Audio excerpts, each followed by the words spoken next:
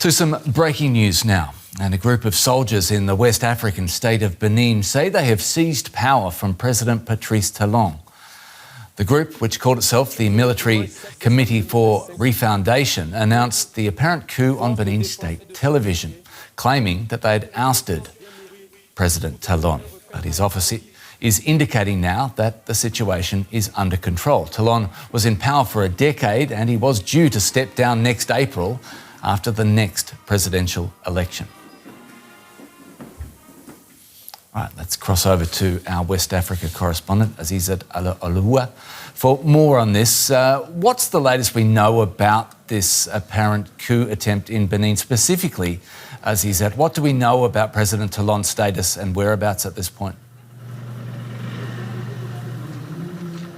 Okay, thank you very much. We understand that it's still an attempted coup at this point because the army is trying to regain power and has assured press people that everything is under control at the moment, that it was just a small group of soldiers who decided to take over power, and what they did was just to, take control of a television station. And the source told media people that the president is safe alongside his family, although did not mention his whereabouts as of this time. And the situation in Cotonou was very chaotic.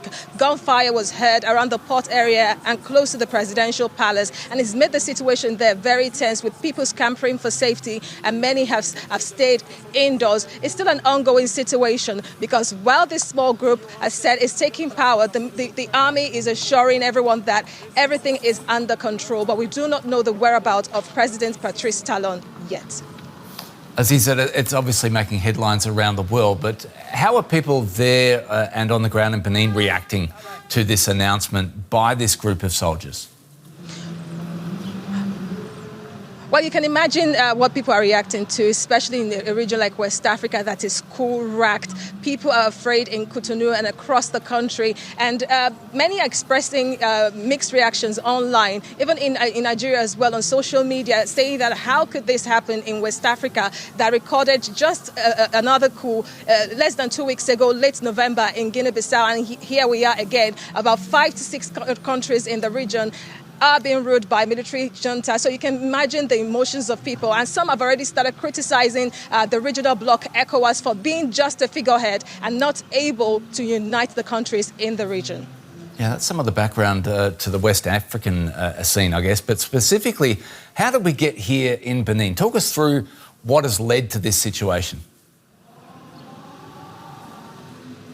Well, a lot has happened, really, but I can tell you from what the soldiers that made attempts to take over power said. They accused President Patrice Talon of massive corruption and alongside other high-handedness. And the presidential election is expected to take place in 2026 next year, and President Talon is expected to hand over power in April. However, there have been lots of anger surrounding the upcoming election because the key opposition party has been barred from running, and people have started saying that this is unfair, and they questioned the credibility of the upcoming poll. There had been growing anger during the 2 terms of President Patrice Talon about the way he handled the affairs of the country. And of course, around the borders of the country as well, they've expressed heightened insecurity. So you can imagine that all of this is a build-up. And also on the record, there was an attempted coup, according to state prosecutors, just last September, where a key ally of the president was arrested alongside an ex-minister. So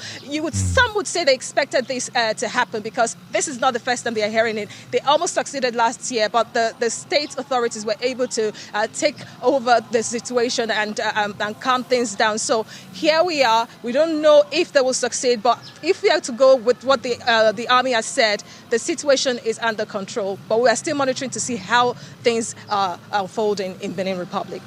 Azizat Alua, our West Africa correspondent, thanks so much.